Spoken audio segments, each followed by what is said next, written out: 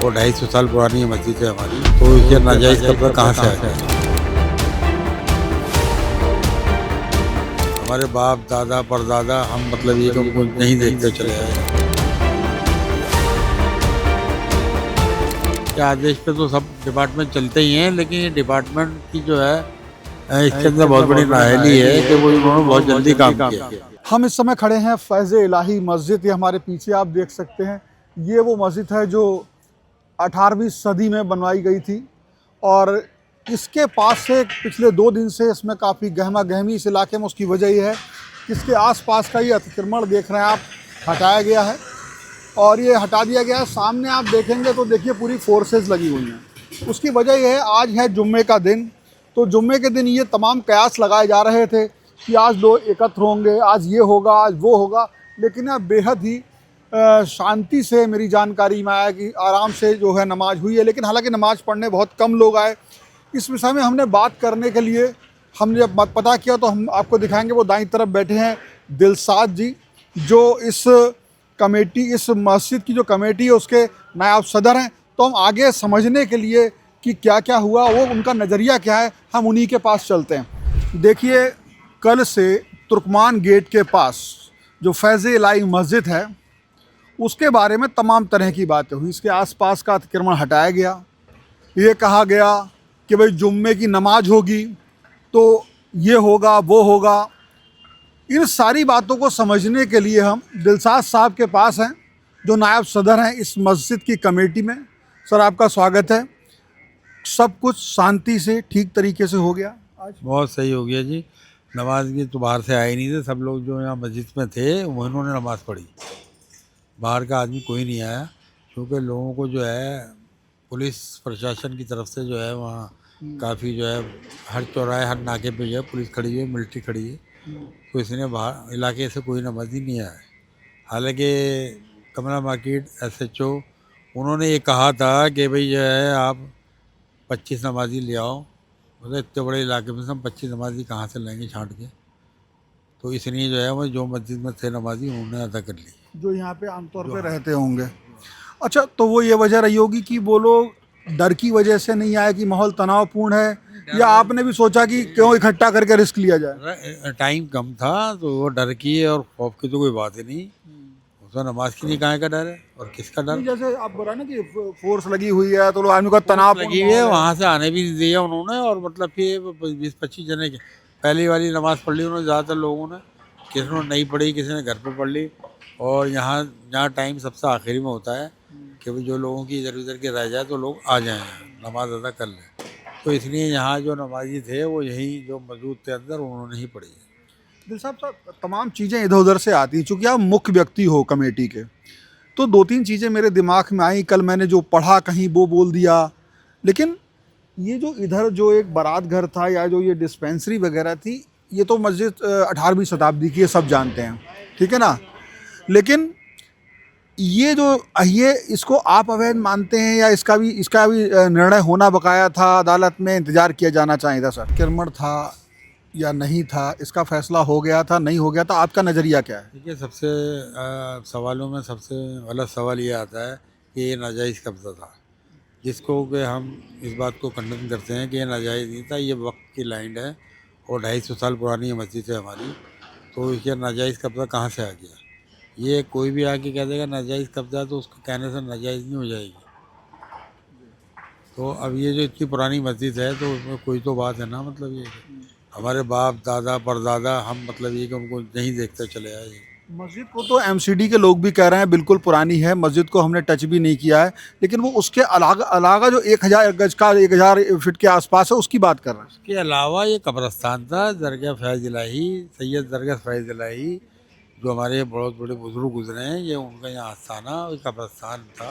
यहाँ पूरा कब्रस्तान है, गवर्नमेंट की कोई लैंड नहीं है, ये वक्फ की लैंड है ये, तो ये सबको अच्छे से पता है। अब जो ज़बरदस्ती वाली बात का तो कोई इलाज है ही नहीं। इसके पीछे आप क्या नज़रिया मानते हैं, मतलब क्यों ऐसा हो रहा है? अगर या फिर ये कोर्ट में था ही तो इंतज़ार किया जाना चाहिए था? बिल्कुल, हम भी यही कह रहे हैं भाई, जो कोर्ट में था तो इतनी घबराहट क्यों? आप बताइए, जब एक 22 अप्रैल लगी है ना, 22 अप्रैल तारीख है, तो इतनी घबराहट क्यों है? जो रातों रात जो है ये कदम उठाया गया है। 22 अप्रैल थी, कोर्ट का फैसला आता, जो भी डिसीजन होता हम मानने को तैयार थे।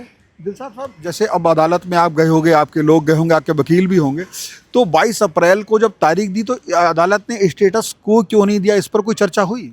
मतलब स्टेटस को या जैसा ही रहे स्टे, कि भाई 22 अप्रैल को जब बात हो जाएगी तब वो एमसीडी के हाथ खुले रहे। ऐसा था कि वो हमें इतनी उम्मीद नहीं थी कि ये इस तरह से ये ऐसा गेम बजा रखा है इन्होंने, इस तरह से जो है इन्होंने प्लानिंग कर रखी है। तो नहीं तो हम उसमें मतलब काफ़ी जोर डालते, वो स्टे लेके आते। इतना तो पता ही नहीं था कि हमारे साथ में ऐसा होगा। अच्छा, जब ये चीज़ें हुई तो ये जो बाद में कहा जा रहा है पथराव कर दिया लोगों ने, और ये तमाम उसमें नेता भी आ रहे हैं, कुछ सपा के नेता वेता, सांसद का भी नाम आ रहा है, तो ये अचानक कहाँ से मतलब ये बातें आ गई? ये बच्चों के पास या युवाओं के पास कैसे ये क्या संदेश कहाँ से ऐसे पहुँच गया? किस तरह की आपको कोई जानकारी है इस विषय पर? नहीं, देखिए हम लोग तो यहाँ मस्जिद में थे, इतनी बड़ी पब्लिक का मजमा होता है, उनको समझाना, उनको बुझाना, आधे घंटे हमने उनको समझाया पब्लिक को बाहर। लेकिन जब चली गई थी पब्लिक, फिर हम अंदर आके बैठ गए ऑफिस में। उसके बाद में फिर दोबारा से पब्लिक धीरे धीरे फिर जमा हो गई। वह खबर, ये मैसेज ये था कि भाई ये मस्जिद को तोड़ने आ रहा है।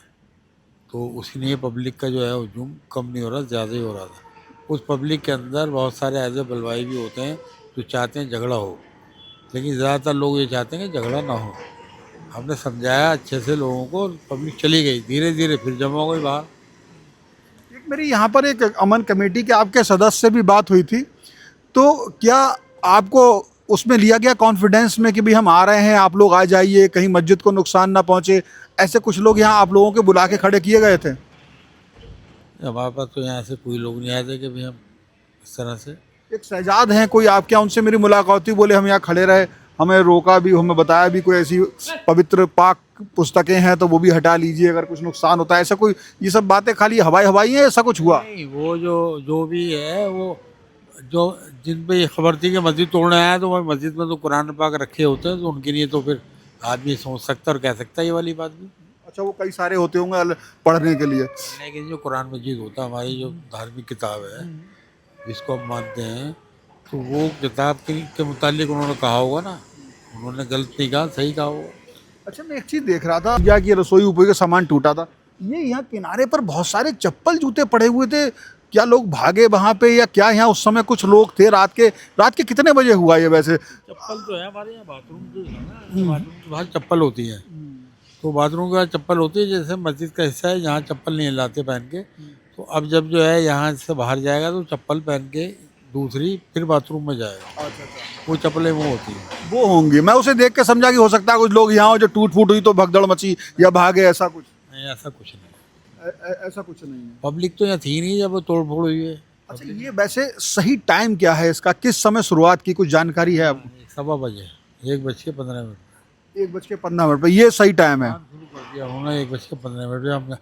हम 1:10 से बाहर निकले और 5 मिनट के बाद उन्होंने कार्रवाई शुरू कर दी। अब अदालत में आपकी लड़ाई भी 22 तारीख तो है ही, 22 अप्रैल।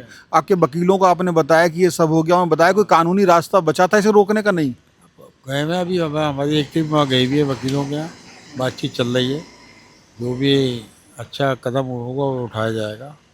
अच्छा, एक अंतिम सवाल बस आपसे लूँगा, जो आपकी पूरी कमेटी है, लोग हैं, और यहाँ पे जो माहौल है, पहली चीज़ तो ये पूछूंगा कि उसका क्या है, इससे दुखी हैं बहुत ज़्यादा, या किस तरह का आपका गुस्सा है, नाराज़गी है क्या? गुस्सा तो जायज़ बनता है हमारा, हमारे जो है ऐसी जगहों को तोड़ने से गुस्सा तो पब्लिक में होता है और होना भी चाहिए, मैं समझता हूँ, क्योंकि ये हर एक की आस्था का सवाल होता है।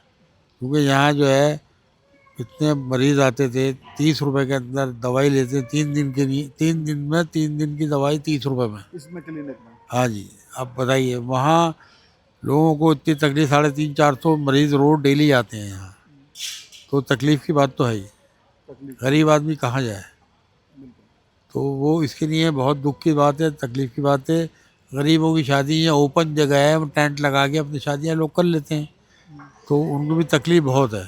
तकलीफ़ की बात तो है ही, जाहिर है, खुशी की बात तो हो नहीं सकती, तकलीफ़ की बात है। दिमाग में आती है कि जब प्रशासन, देखिए एमसीडी खुद तो काम करता नहीं है, कहीं ना कहीं सरकार के आदेश पर ही करता है। तो इसके पीछे आप क्या नज़रिया मान सकते हैं सरकार के दिमाग में? एक आइडिया आपको क्या लगता है क्यों किया गया होगा, या कि पॉलिटिकल कोई एजेंडा था इसके पीछे या कुछ था, क्या था? मैं समझता हूँ कि सरकार के आदेश पे तो सब डिपार्टमेंट चलते ही हैं, लेकिन ये डिपार्टमेंट की जो है इसके अंदर बहुत बड़ी नाअहली है कि वो उन्होंने बहुत जल्दी काम किया है। कोई सरकार नहीं, सरकार के दिलशाद साहब नहीं कर सकता, सरकार रोक देती। सरकार चाहती तो रोक सकता था, लेकिन सरकार जो है इसमें ज़्यादा इंटरेस्ट नहीं लिया उन्होंने, और ना इतना क्या बड़ा वजह है इसकी? ना इतना बड़ा इशू समझ रहे थे। ये बहुत बड़ा इशू था जो उन्होंने किया है। नहीं, सरकार की क्यों नहीं इंटरेस्ट लिया या क्यों रोका, या जो भी है उसके पीछे पॉलिटिकल उनका मजाक, उनका मकसद क्या हो सकता ये है? तो आप समझ सकते हैं, मुझसे ज़्यादा बेहतर जानते हैं आप। मैं आपसे समझना चाहता हूँ, मैं भी मेरा कहना और आपके कहने में अंतर है सर। मैं समझता हूँ मुझसे बेहतर आप जानते हैं, मुझसे बेहतर आप जानते हैं कि सरकार क्या चाहती है। देखो, मुसलमानों को तकलीफ देना जो है, ये जो है एक नियम बन चुका है। इससे क्या मिलेगा तकलीफ देने से? कई मतलब ये मस्जिदों में हमले, हर कई मस्जिदों में तोड़ फोड़, हर कहीं मतलब इस तरह की बातें जो नहीं होनी चाहिए। इससे सरकार को फायदा क्या होगा? फायदा ये है कि इनकी सरकार बनी हुई है इन्हीं चीज़ों से। मतलब मैं समझूं आप चाह रहे हैं वो वोटर का पोलराइजेशन कर रहा है, ध्रुवीकरण। बिल्कुल बिल्कुल होता है, तो साफ दिख रहा है, जाहिर है। हालांकि मैं समझता हूँ कि उन्होंने जो है इतना वो कराया वो मुनासिब नहीं है। ये मोदी कहते हैं सबका साथ सबका विकास, अच्छी बात है, वो कहते हैं, बात तो अच्छी है। लेकिन बात तक है या कुछ हो भी रहा है? अब ये तो आपके सामने दिख ही रहा है आपको। बहुत बहुत धन्यवाद आपका बात करने। तो ये साहब दिलशाद साहब थे जो जो मस्जिद है इसकी कमेटी में नायब सदर हैं, यानी कि बहुत बड़े पद पर। उन्होंने अपनी बात कही और हमसे कहा है कि जैसा हमने बोला है वैसे ही दिखाया जाए, बीच में कट करके उसके अलग अलग अर्थ लगा के ना दिखाया जाए। तो हम ये अनकट वीडियो आपको दिखा रहे हैं। आप नायब साहब की बात पर क्या आपकी राय है वो आप कमेंट बॉक्स में बता सकते हैं। फिलहाल इस वीडियो में इतना ही। कैमरा पर्सन आशीष ठाकुर के साथ Shivendra Gaur, one India Hindi, Delhi. Subscribe to One India and never miss an update. Download the One India app now.